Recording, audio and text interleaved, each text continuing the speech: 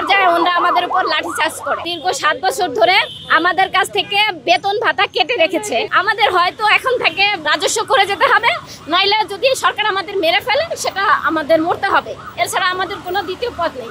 আমরা মূলত গতকাল প্রেস ব্রিফিং করে দিয়েছিলাম যে আমরা যমুনায় লং মার্চ করব, মানে মার্চ ফর যমুনা। তো আজকে সকাল থেকে আমাদের সেই প্রিপারেশন চলছিল। প্রিপারেশন শেষে আমরা এর আগে র্যাব আসছিলেন, ওনাকেও জানানো হয়েছে, মানে র্যাবের কার্যালয় থেকে ওনাকে জানানো হয়েছে। উনি জিজ্ঞেস করছে কখন, তা আমরা ওনাকে বলি নাই যে কখন যাব। তারপরে আমরা যখন লোকজন বেশ কিছু হয়েছে, তারপরে আমরা লং মার্চের জন্য যাত্রা শুরু করছি। যাত্রা শুরুর প্রেস ক্লাব থেকে যাত্রা যখন শুরু করেছি, তখন ওখানের যে পুলিশ মানে এসআই ছিলেন, উনি ওনার জনবল নিয়ে আমাদের উপর অ্যাটাক করেছেন। আমাদের সামনের দিকে আগাতে দিচ্ছিলেন না। এক পর্যায়ে আমাদের ব্যানার ট্যানার ওনারা নিয়ে চলে যাওয়ার চেষ্টা করছিল, আমরা টানাটানি করে রেখে দিয়েছিলাম। তারপরে আমরা রাস্তা দিয়ে চলছিলাম শান্তিপূর্ণভাবে, গাড়ি যাচ্ছিল এবং আমরা আমাদের মতো করে আসছিলাম, আমরা কোনো বিশৃঙ্খলা সৃষ্টি করছিলাম না, কিন্তু পুলিশ আমাদের আসতেই দিবে না। তারপরে আমরা ছত্রভঙ্গ হয়ে আমরা আমাদের মতো যে যার মতো চলে আসি এবং ফুটপাথ দিয়েও আসি, রাস্তায় জ্যাম উপেক্ষা করে আমরা আসি। এখানে আসলে ওনরা ওখান থেকে এখানে সবাইকে ফোন করে জানিয়েছে যে আমরা আসতেছি, এখানে ওনরা সবাই ব্যারিকেড দিয়ে রেখেছে। তো ওই পাশে আমরা যাব, ওই পাশ দিয়ে ব্যারিকেড দিয়ে পুরোপুরি অফ, আমাদের যেতে দিবে না। পরে আমরা এই পাশে খোলা পাই, আমরা সবাই এই পাশে চলে আসি। এই পাশে আসলে যখন আমরা ভিতরে চলে যাচ্ছিলাম, তখন কিছু পুরুষ মহিলা মিলিয়ে আমাদের উপর লাঠিচার্জ করার একটা করে, আমরা মানে আমাদের ঠেকানোর বন্ধ করার চেষ্টা করে। আমরা তো আর হাঙ্গামা করতে আসিনি, আমরা জাস্ট শান্তিপূর্ণভাবে যমুনায় গিয়ে আমাদের কিছু প্রতিনিধি আমাদের প্রধান উপদেষ্টার কাছে গিয়ে আমাদের যে দাবি সেটা জানাবে। মোনালিসা হেভি ফ্লো 15 পিস প্যাকেটের সাথে 8 পিসের একটি প্যাকেট একদম ফ্রি।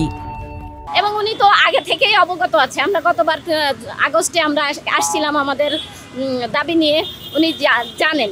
সেই হিসাবে আমাদের জুনে যেহেতু মেয়াদ শেষ, সেই হিসাবে আমরা এখন কি করব? আমাদের তো আর কোনো রাস্তা নেই। আমাদের হয়তো এখন থেকে রাজস্ব করে যেতে হবে, নইলে যদি সরকার আমাদের মেরে ফেলে সেটা আমাদের মরতে হবে, এছাড়া আমাদের কোনো দ্বিতীয় পথ নেই। পরে ওনারা বাধা সৃষ্টি করে এবং আমরা যাওয়ার চেষ্টা করি।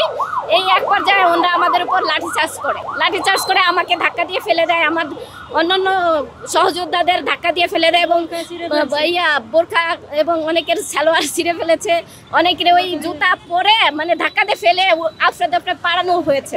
সেটা আপনি ভিডিওতে দেখতে পাবেন, আমাদের কাছে ভিডিও আছে। হ্যাঁ, অবশ্যই পুলিশ মহিলাদেরকে লেলিয়ে দেয়, আর মহিলা পুলিশ আমাদেরকে টর্চার করে। আবার অনেক ছেলে পুলিশও আমাদের উপরে লাঠিচার্জ করেছে। আমরা চাচ্ছি আমাদের যে 2 দফা দাবি, 1 নম্বর দাবি হচ্ছে আমাদের জনবল সহ রাজস্ব নিতে হবে।